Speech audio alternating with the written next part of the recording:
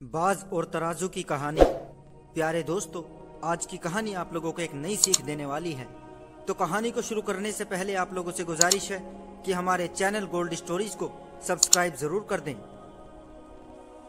किसी नगर में जीर्णधन नामक एक वैश्य का पुत्र रहा करता था। उसकी सभी संपदा नष्ट हो चुकी थी। उसने सोचा कि विदेश में जाकर धन कमाया जाए। उसके घर में उसके पूर्वजों द्वारा बनवाई गई बहुत भारी लोहे की तराजू रखी थी। उसने वो तराजू एक महाजन के यहाँ गिरवी रख दी और उससे प्राप्त धन को लेकर विदेश चला गया।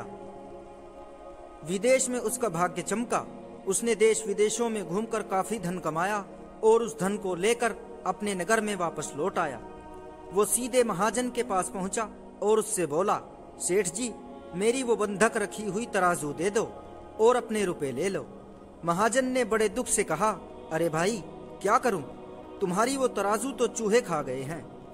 वैश्य पुत्र को क्रोध तो बहुत आया, किंतु उस समय उसने प्रकट नहीं किया। वो बोला, सेठ जी, इसमें आपका क्या दोष? जब तराजू को चूहों ने खा ही लिया तो आप भी क्या कर सकते हैं? अच्छा, अभी मैं स्नान के लिए जा रहा हूँ। कृपा करके आप अपने पुत्र को मेरे साथ भेज दीजिए, जिससे जब मैं स्नान करूं तो वो बाहर रखी चीजों की देखभाल करता रहे। महाजन ने इस भय से कि कहीं ये वैश्य पुत्र मुझ पर तराजू की चोरी का इल्जाम न लगा दे, अपने बेटे धनदेव को उसके साथ भेज दिया। नदी किनारे पहुंचकर जीर्णधन ने स्नान किया और फिर महाजन के बेटे धनदेव को एक गुफा में बंद कर वापस महाजन के पास लौट गया। उसे अकेला आते देख महाजन ने पूछा, मेरा पुत्र कहाँ है? जीर्णधन बोला, क्या बताऊं सेठ जी, आपके बेटे को तो एक बाज उठा ले गया। ये सुनकर महाजन क्रोधित हो उठा, क्या बकते हो? बाज भी कहीं लड़के को उठा सकता है? मेरे लड़के को ला कर दो, नहीं तो मैं न्यायालय में जाऊंगा।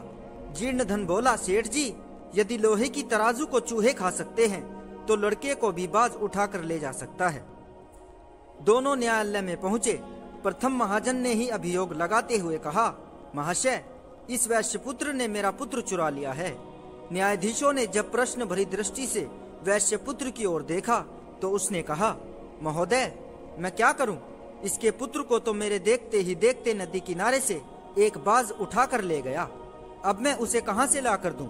न्यायाधीशों को वैश्य पुत्र की बात पर विश्वास न आया। वो बोले, ये असंभव है, बाज लड़के को कैसे उठा कर ले जा सकता है? इस पर जीर्णधन ने उत्तर दिया, महाशय, जहां पर सहर्सल पल भार विशेष भारी ठोस लोहे की तराजू को चूहे खा सकते हैं, क्या वहां महाजन के पुत्र को बाज उठाकर नहीं ले जा सकता? ये क्या मामला है? न्यायाधीश बोला, तुम हमें सारी बातें स्पष्ट बताओ। तब वैश्य पुत्र ने आदि से अंत तक का सारा विवरण न्यायाधीशों को बता दिया। न्यायाधीशों ने तब महाजन को वैश्य पुत्र की तराजू वापस करने और वैश्य पुत्र को महाजन का पुत्र वापस करने का आदेश दिया। ये कथा सुनकर कर्टक ने दमनक से कहा, तुम संजीवक पर स्वामी की कृपा देखकर इससे ईर्ष्या करते थे, इसलिए तुमने ऐसा अनर्थ किया।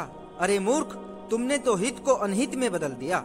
इसलिए कहा गया है कि शत्रु अगर विद्वान व्यक्ति हो तो भी अच्छा है, मूर्ख व्यक्ति कितना भी हितैषी बने तो भी अनुचित है। तो प्यारे दोस्तों, कहानी कैसी लगी कमेंट बॉक्स में जरूर बताएं और हमारे चैनल को सब्सक्राइब जरूर कर दें। बहुत बहुत शुक्रिया।